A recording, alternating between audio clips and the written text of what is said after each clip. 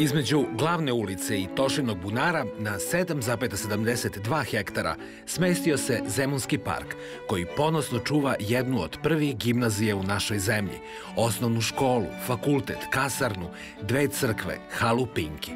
Park je doslovno izrastao iz blata. Rastao je sa Zemunom, kako u ostalom i govori etimologija naziva grada, slovenska reč zemlin, grad od zemlje.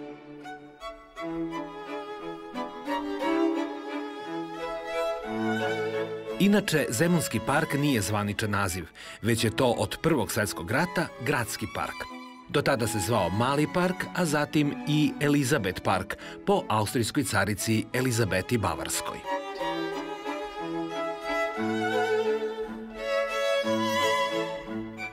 Naravno, priča o Zemunskom parku bila bi nepotpuna bez njegove zanimljive istorije.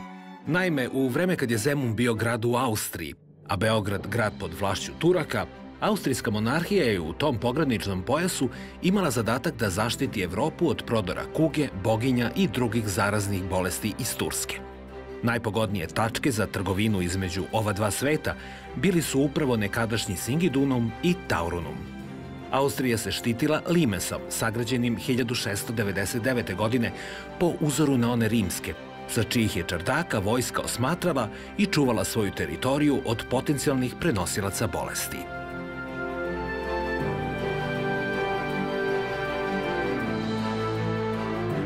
Kako je novac uvek bio i biće važan faktor u svim konfliktima, Austrijanci nisu mogli da preseku sve trgovinske veze sa Turskom. Rešenje su pronašli u izgradnji karantina 1730. godine na prostoru današnjeg Zemunskog parka.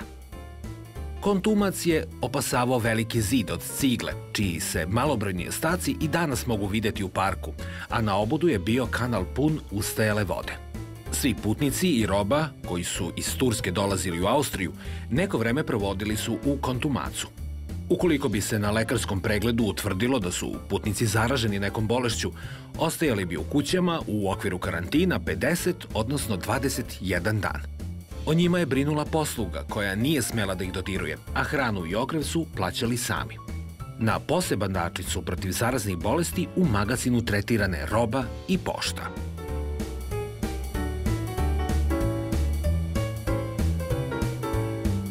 Kontumac je postojao skoro vek i po, a u njemu su boravile brojne slavne ličnosti.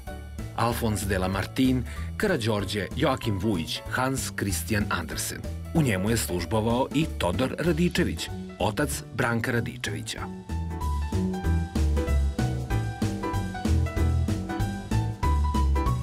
Posle gašenja Kontumaca, zemljište je prodato Zemunskom magistratu i Ugarskoj finansijskoj direkciji, a prostor je ostao zapušten sve do odluke Gradskog veća Zemuna, slobodnog kraljevskog grada, da ovaj prostor preuredi u šetalište, a malu realku, 4-godišnju školu, podigne u veliku, 7-godišnju školu.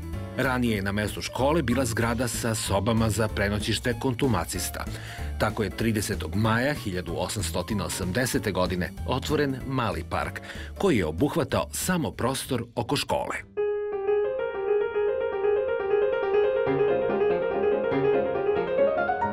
Prava istorija Zemunskog parka počinje 1885. godine, zaslugom tadašnjeg gradonačelnika Panajota Morfija i gradskog pravozastupnika Mate Ivića. Već naredne godine počinje organizovano uređenje parka i sađenje drveća, a za te potrebe bila je formirana zadruga za negovanje i održavanje parka, na čijem čelu je bio Panajot Morfi. Tokom godina uređenja parka, 1897. je iskopan bunar, kako bi se brojni posetioci snabdeli vodom, a 1899. je unutar parka izgrađena zgrada devojačke škole, u kojoj se danas nalazi osnovna škola Majka Jugovića.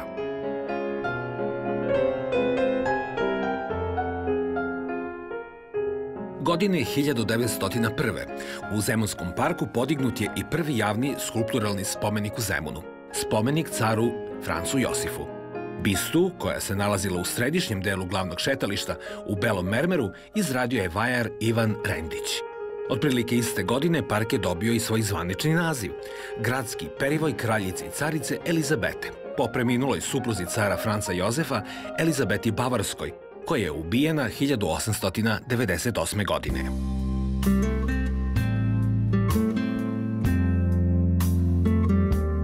Danas stazama kojima su šetali zatočenici u karantinu šetaju đaci gimnazije i osnovne škole i studenti. Kao i u svakom parku, penzioneri na klupama čitaju novine, a roditelji dovode decu u delove parka za igru.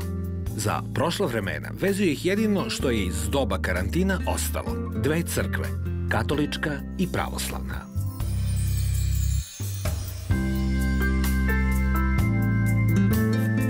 Pravoslavna crkva Svetog Arhangela Mihajla i Gavrila izgrađena je 1786. godine na mestu stare crkvice.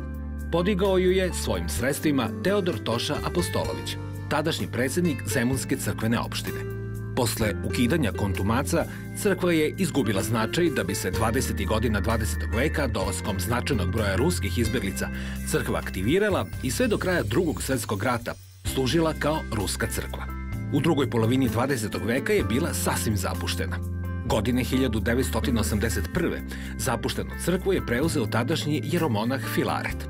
Pod njegovom brigom crkva je bila obnovljena, međutim freske iz vremena njene izgradnje su uništene, a crkva je služila i kao skladište oružja.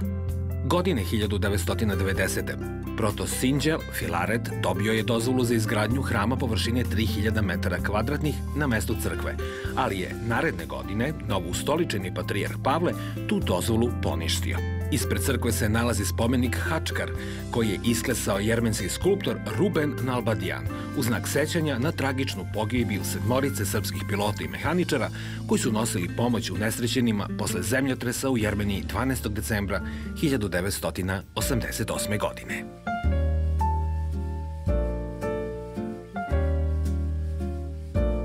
Tik uz pravoslavnu je i rimokatolička crkva Svetog Roka, podignuta 1836. godine, takođe na temeljima prethodne kapele, a graditelj je bio Jozef Felber, koji je izgradio i Zemunsku Svetotrojičnu crkvu. I ona je, posle preuređenja kontumaca u park, a naročito posle Drugog svetskog rata, izgubila na značaju i danas je samo povremeno u funkciji.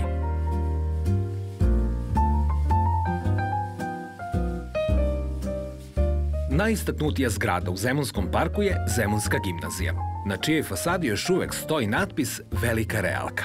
Malo je đaka koji imaju takvu privilegiju da im se škola nalazi u jednom parku, posebno ovako veličanstveno.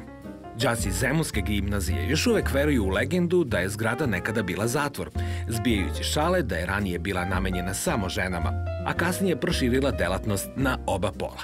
Bilo kako bilo, zdanje je pod zaštitom države i ima status spomenika kulture.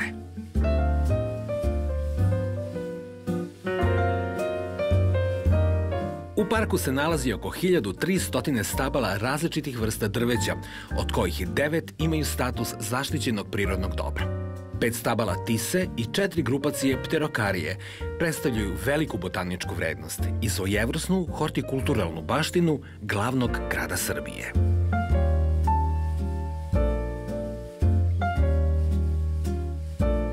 Danas je Zemunski park ispunjen svim sadržajima koji su karakteristični za jedan gradski park. U njemu se nalaze staze za šetnju, klupe za odmor i relaksaciju, 2 dečija igrališta i teretana za vežbanje na otvorenom. Poslednji put rekonstruisan je 2018. godine.